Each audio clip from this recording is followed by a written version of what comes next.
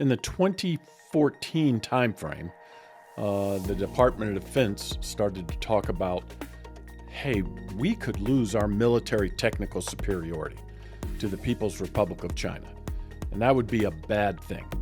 The United States military has relied on military technical superiority since and before World War II. And it's not something, you can't take for granted. You can't always be on the top. This is AI for Leaders by AI Leaders. Practical, to-the-point content helping you drive results with AI. Here's Chris and Frank. Hi, welcome to the AI Leadership Podcast. I'm Frank Strickland. I'm Chris Whitlock.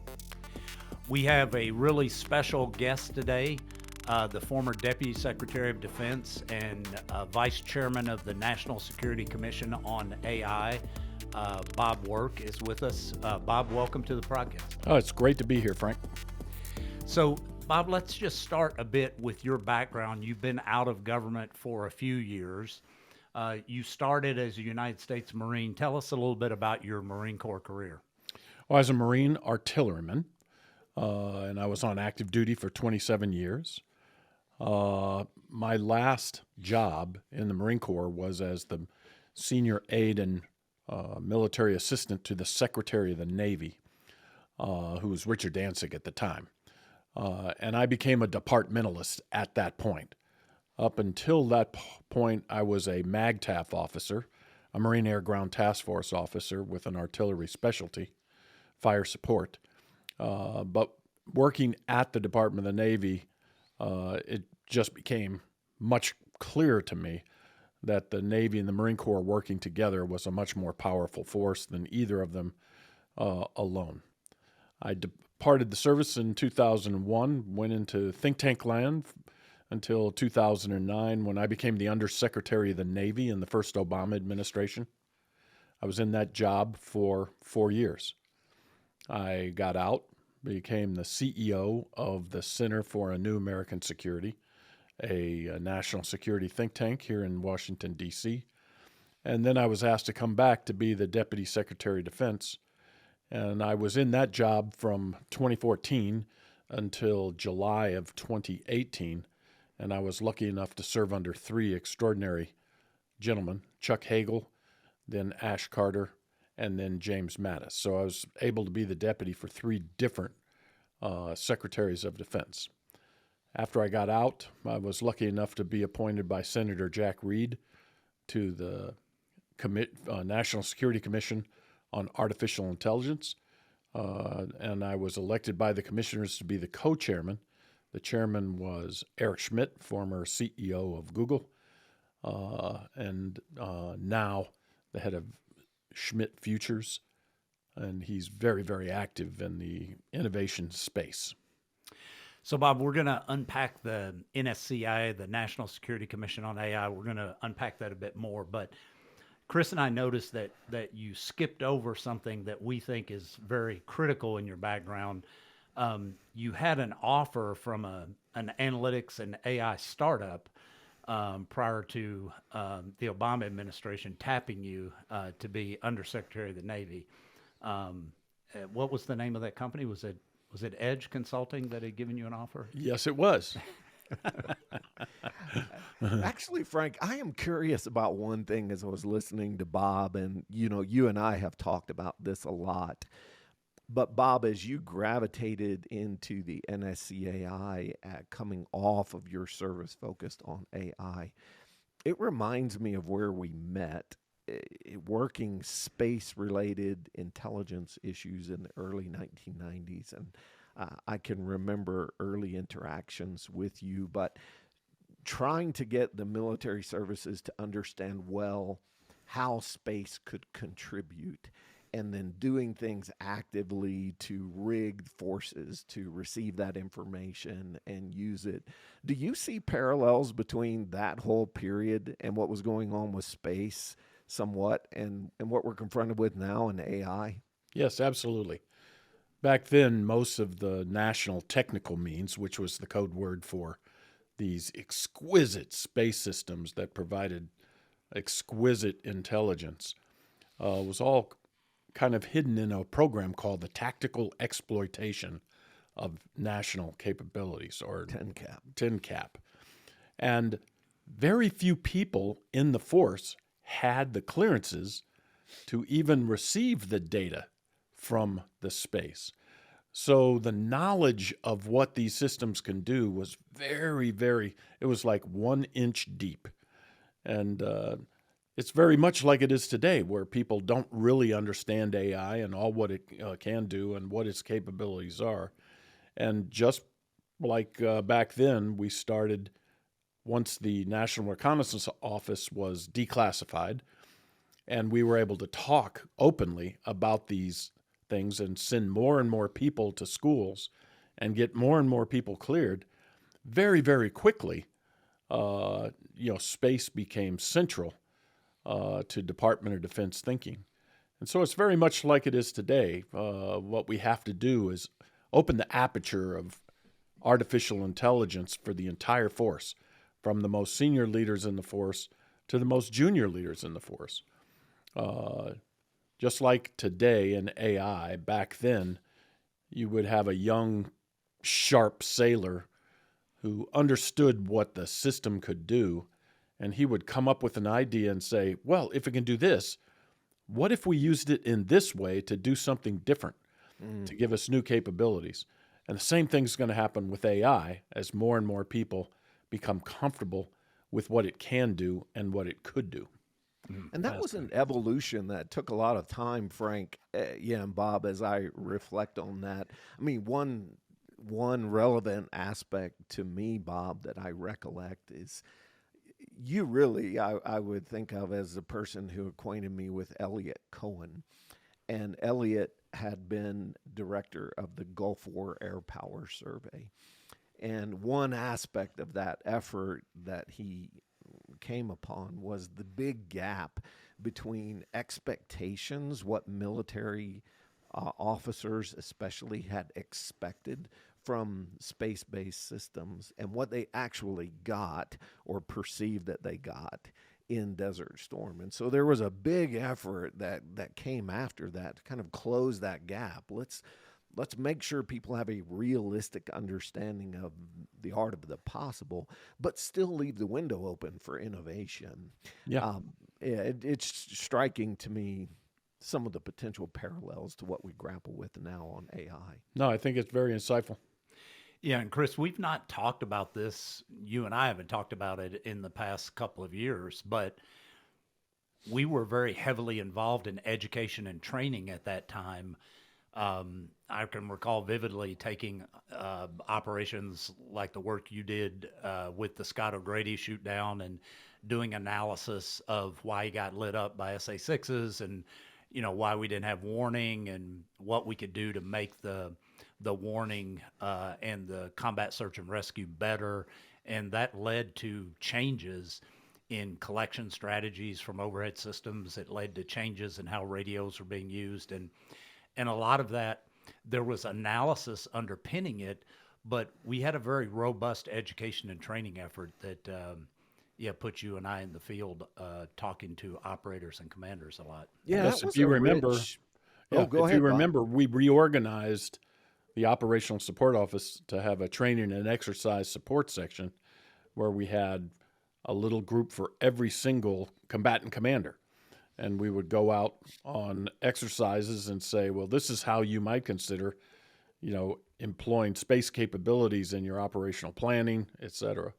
So you're right. It's going to require the same thing, kind of education from top to bottom.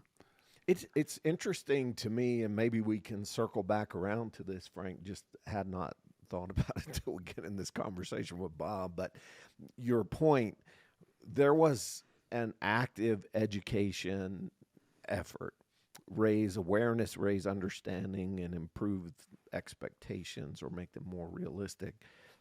There was a training element that was associated with new system softwares and prototyping that was going on.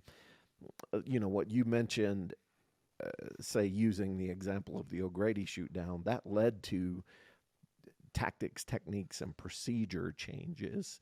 And then there were developmental efforts, right? You could almost look at all four of those things: education, training, TTP changes, and new system development. I don't know why we wouldn't expect that for AI. For AI. Yeah, It's the absolutely. full spectrum of those things are going to confront the force or Yeah. continue to confront the joint force. So let's circle back to that in just a second. Bob, let's spend just a minute on the NSCAI report. Chris and I have been a little bit, frankly, stunned on occasion. We've interacted with some people on the Hill who have said NSCAI report. There's a lot going on in the country. It's a big, complex enterprise, big, complex government. But People are busy. yeah, in a nutshell, you know, what was the commission? Why was it created? What did it do? Well, in the 2014 timeframe, the Department of Defense started to talk about, hey, we could lose our military technical superiority to the People's Republic of China, and that would be a bad thing. The United States military has relied on military technical superiority since and before World War II.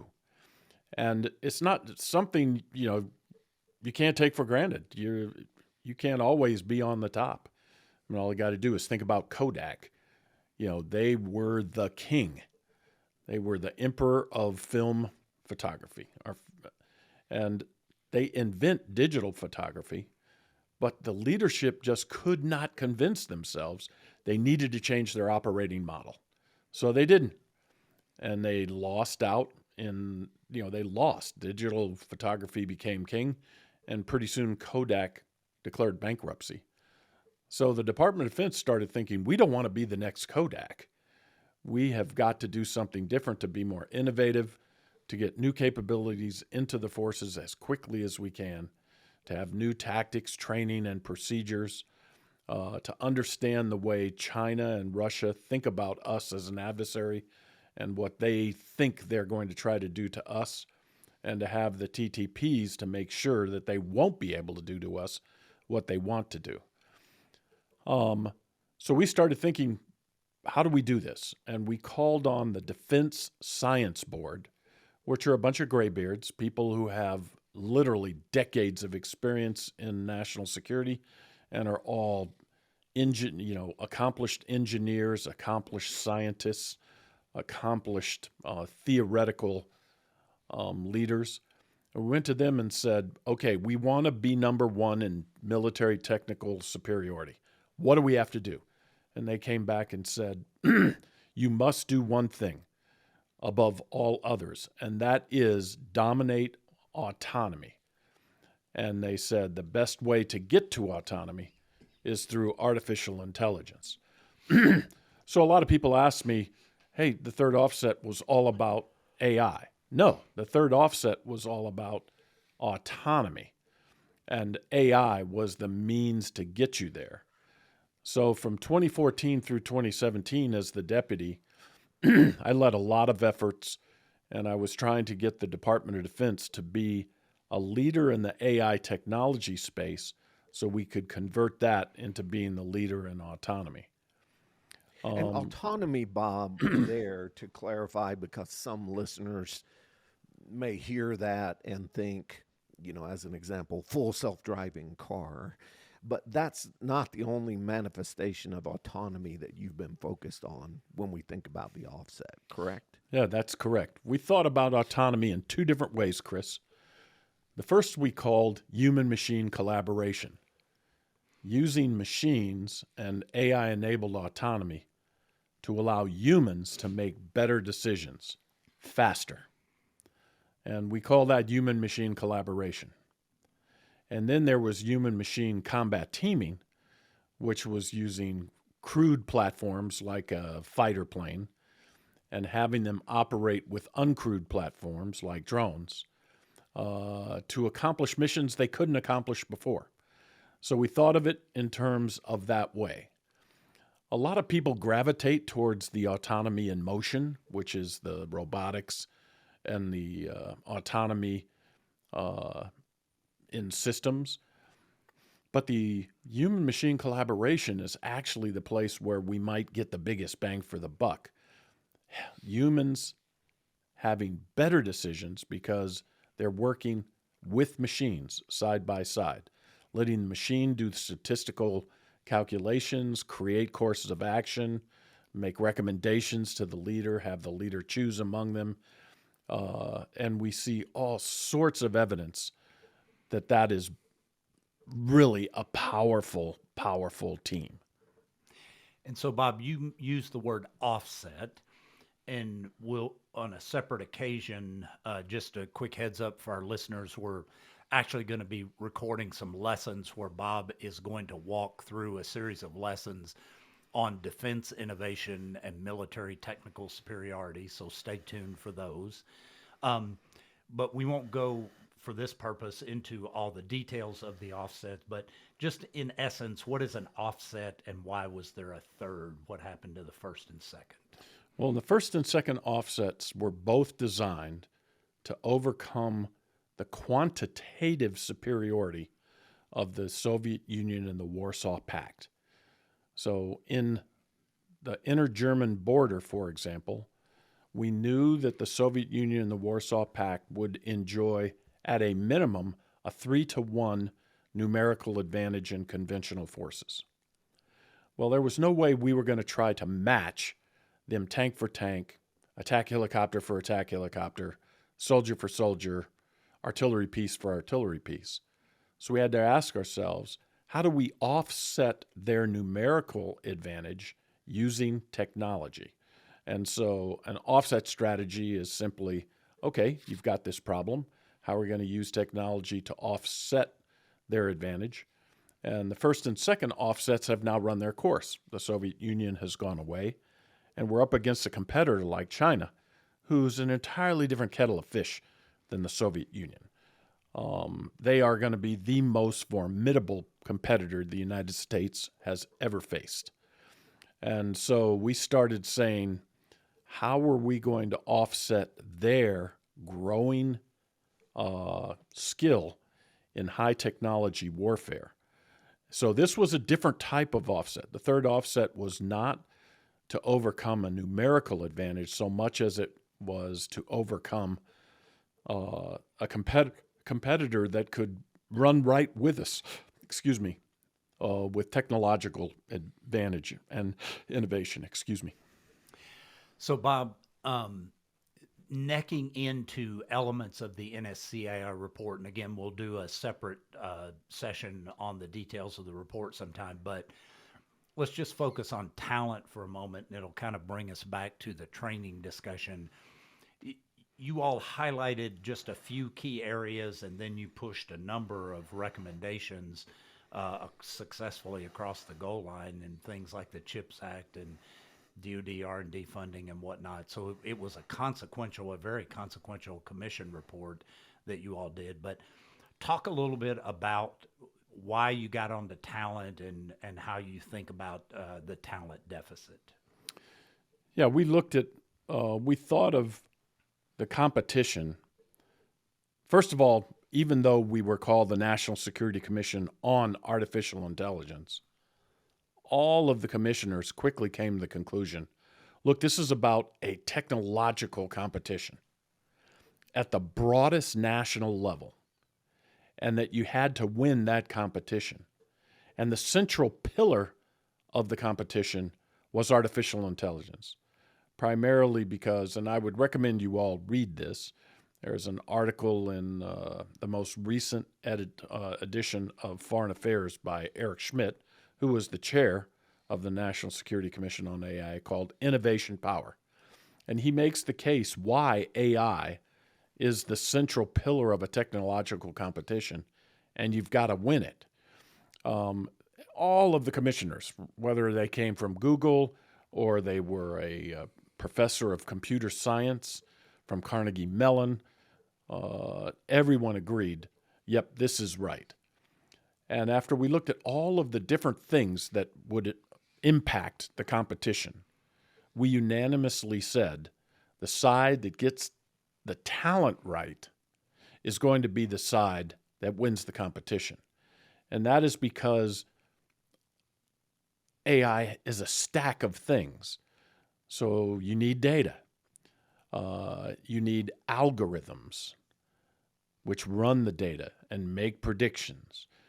Those algorithms are used in applications to solve problems. Then you need hardware to run the algorithms with these advanced chips, 3 nanometers.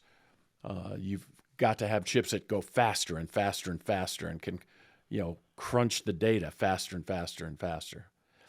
And then you have integration. So we were looking at the competition and we said, okay, right now, we think China has the advantage in data because they don't care about PII, for example. So we have HIPAA, which restricts the way that we could use health data. The Chinese don't have HIPAA.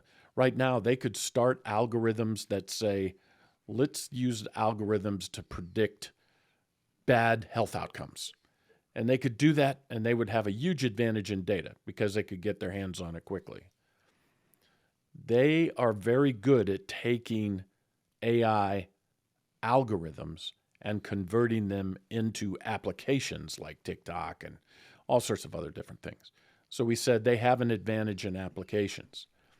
And because they're centrally led and have a firm national plan to become the number one AI power in the world, they had an advantage in integration.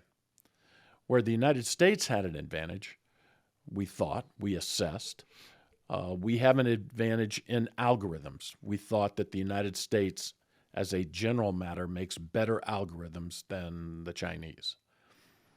And we definitely have an advantage in hardware. Essentially, the West has cornered the market on the fabrication machines for advanced chips. And this is a big advantage for us. We're at least a generation ahead, if not 2, of Chinese chip making. And then on the talent side, we said we have to win the talent side, so we need to change our immigration status. So all the PhDs in the world who want to come to the United States, let's get them to the United States and use them. And that's when we came to the conclusion that the side that has the best talent is going to win the competition. Whoever has the best algorithms, that's interesting, but you're not going to have the best algorithms unless you have the best talent. You're not going to have the best applications unless you have the best talent. You're not going to have the best data unless you have the best talent. So we went into all sorts, and we looked across the government and said, well, this kind of sucks because the government doesn't have the talent in AI needed from the very top of the government to the most junior person in the government. We need to increase the AI literacy of the entire federal government and especially the Department of Defense. So we started to think, okay, how could we do that? And we started thinking about a new national digital corps where we would send young men and women to get a full ride in a U.S. university in a STEM curriculum. And then they would come into the government for maybe 4 or 5 years, and they would help us increase the entire literacy of the government and the Department of Defense. We also said, man, we have a lot of homegrown talent. There's a lot of young kids in the military, for example, that were gamers. They're great coders, and they're just ready to go. All we have to do is explain, okay, here's the rules of the game, and they're going to come up with ideas that just completely and continually surprise you. And we see that all the time, every day. So talent from top to bottom. You just can't have leaders at the top talking about AI. You've got to have a workforce that understands what the leaders are saying and what the leaders expect from them. So talking about AI leaders, it's a very broad term for me. AI leaders are everybody, includes everybody in an organization. AI literacy is what is needed for us to go at scale and win this competition. It's interesting, Bob and Frank. I wonder about this just coming directly on the heels of this.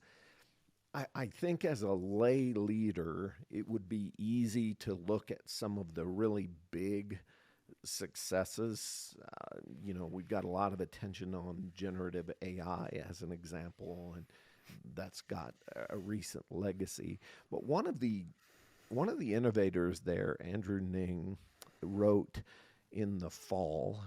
He had moved from being instrumental in a big, large language model to thinking we can bring this to manufacturing, we can bring AI to manufacturing. And what he found and what he shared was this is a lot of small problems. We've been working on these huge foundational things, somewhat like Chat GPT, if you were looking for a current analog in the press. But he said, what we're finding in manufacturing is we have just a multitude of smaller problems that require very differentiated attention. That to me kind of signals for national security. We should expect a similar thing. This is not one or two big, large programs, dusted and done or done and dusted. This is a lot of activity across many domains where work is performed. That's where I would tend to go in hypothesis, thinking about the future. How do you react to that? I couldn't agree more. In the military and the Department of Defense, it's all sorts of practical problems. I mean, problems that are faced by our young men and women every day. And people just don't think of this and say, God, this is a thing for AI to solve. And I'll give an example that we were talking about in the studio just before we started this conversation. I was talking to the Commandant of the Marine Corps, the number one Marine. And, AI is a topic of conversation among all the leaders in the Department of Defense. And I said, General Berger, if you had to use AI today to solve one problem, what would you use it for?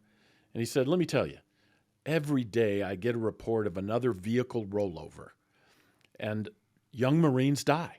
And it just drives me crazy.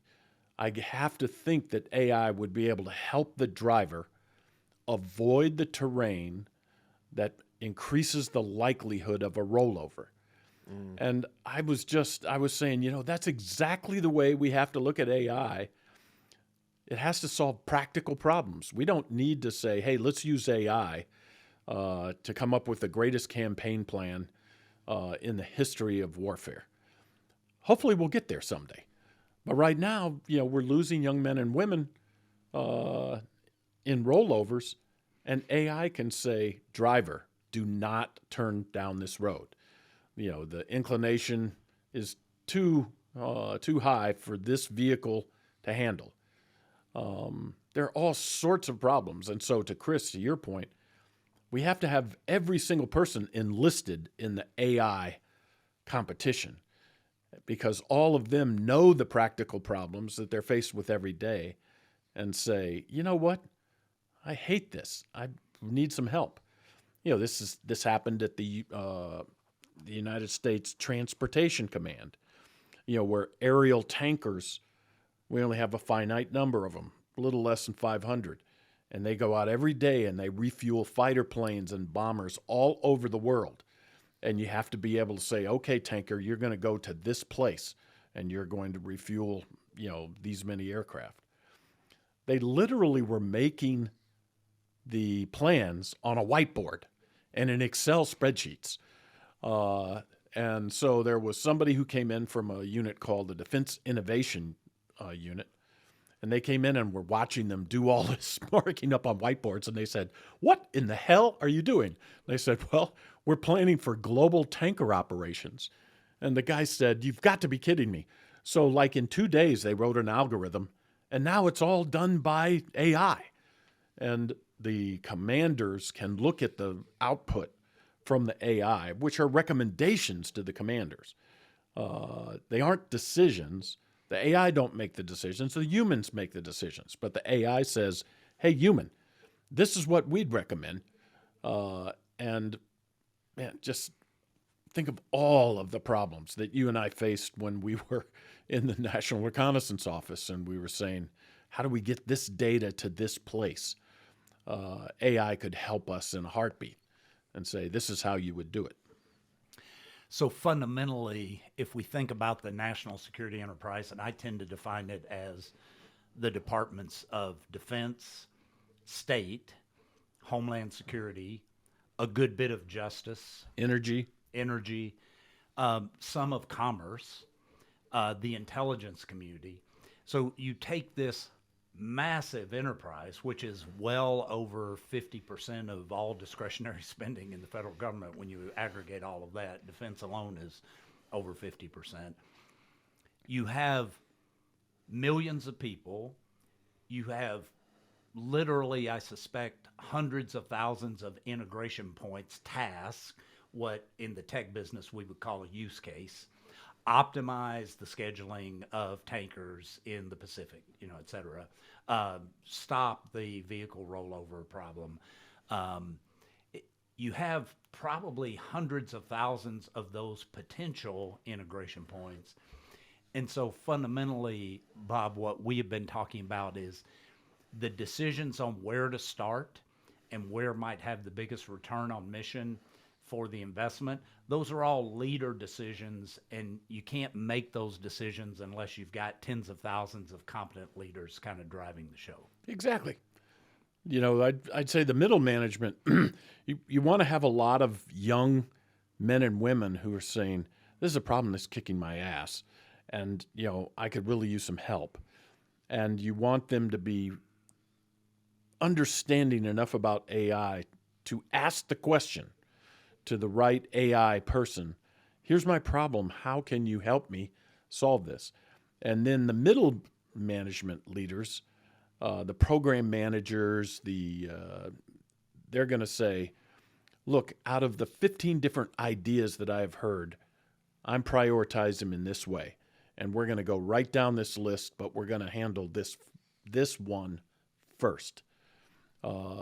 And then that goes all the way up to the most senior leaders in the department, where maybe the chief digital and AI officer makes the recommendation. Look, the highest payoff we could have right now is if we had a predictive indications and warning system for every single one of our combatant commanders, where AI algorithms would say, based on all the data that we see, classified, unclassified, all of the open source information, we predict that the enemy is going to mount an attack within 7 days. That is gold to a commander.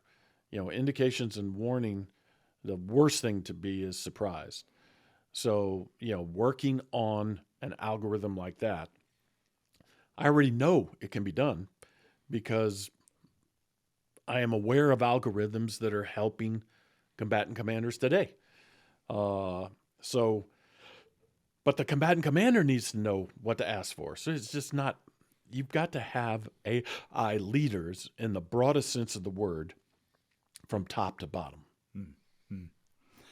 So you have talked about a training example. One of the things that's great about your just deep background in national security is, in addition to being an operator, you have read a lot, you have thought a lot, you've studied a lot, you've disciplined yourself to writing a lot. And consequently, you can draw some really powerful historical examples. For those who might think, training can't really move the needle on a big enterprise, you've held up at times the carrier aviation in post-World War I. What was that about? How did it have an effect? So, post-World War I, the United States Navy was built around battleships. The entire fleet trained for big fleet actions, decisive actions between the battle lines of opposing forces. And then all of a sudden, the airplane comes along. Now, this new technology was new to everyone, and everyone know, okay, I get it. You fly and you go up and you can scout farther, and you can, possibly use aviation for offensive operations. But you had a whole bunch of different ideas on how you would use aviation. Some people would say, hey, we're going to tie aviation to the battle line. Protect the battleship. Yeah, we're going to protect the battleship. First of all, you're going to scout and warn the battleship that the bad guy battleships are headed their way. And if they have airplanes that are going to try to come and bomb the battleships, you're going to have airplanes to shoot down the bombers. So it was really a battle line centric way. And then you had another group of visionaries who said, you know what? Aviation is going to supplant the battle line. You know, you ponderous battleships can shoot 32,000 yards. Airplanes can fly and drop bombs over hundreds of miles. So sooner or later, battleships, you guys are going to start eating a lot of bombs. But people didn't know. So what the Navy said is, you know what we're going to do? We're going to take battleship admirals and we're going to send them, not just admirals, colonels, commanders. We're going to send them to Pensacola and we're going to give them their wings. We're going to teach them how to fly. And then they're going to come back to the fleet and they're going to be the ones who say, this is how we're going to use aviation. And it was a stupendous success. I mean, you would have battleship admirals who would, go down to Pensacola, learn how to fly, understand just what an airplane might be able to do as you get more powerful engines, greater range, greater payload, you name it. And, so the U.S. Navy loses its battle line on the first day of the war. They no longer have a battle line. But 6 months later, they win the greatest victory in U.S. naval history using carriers and aviation. And the same thing could happen with AI. We start sending leaders to different levels of education. Some we might want to send to get PhDs. Some we might want to send to get Masters of Arts and Science. But you need a practical education system to teach as many people as you possibly can the practical aspects of AI and how it would help them make their lives better and their operations better. So you have to have all different types of education. As we were talking about, it's the practical problems that kick the butts of our sailors,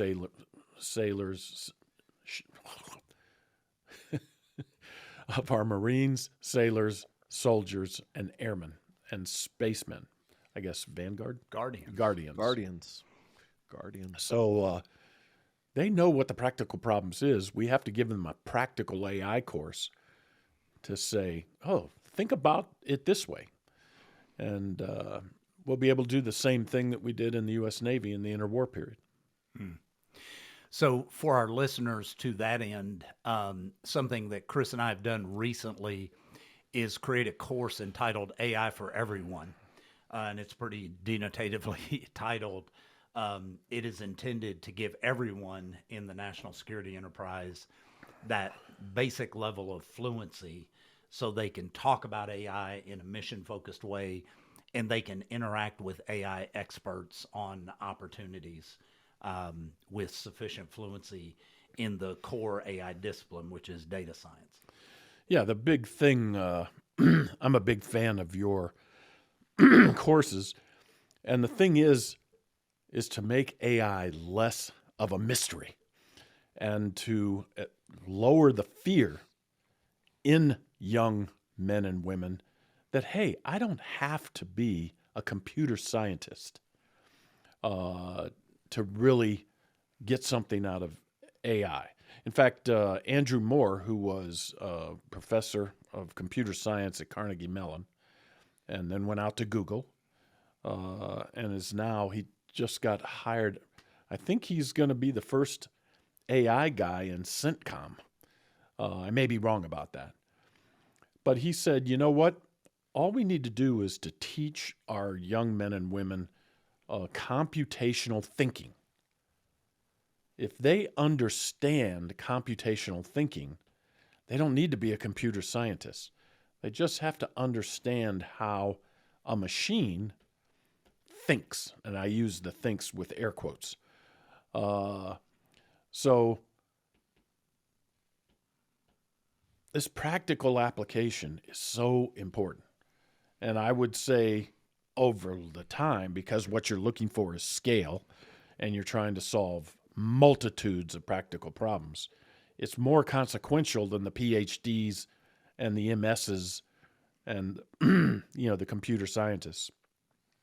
You need all of them, but the way we win the long-term competition with China is if our force is more computer literate and more AI literate than our potential adversaries. And Bob, just one last note there.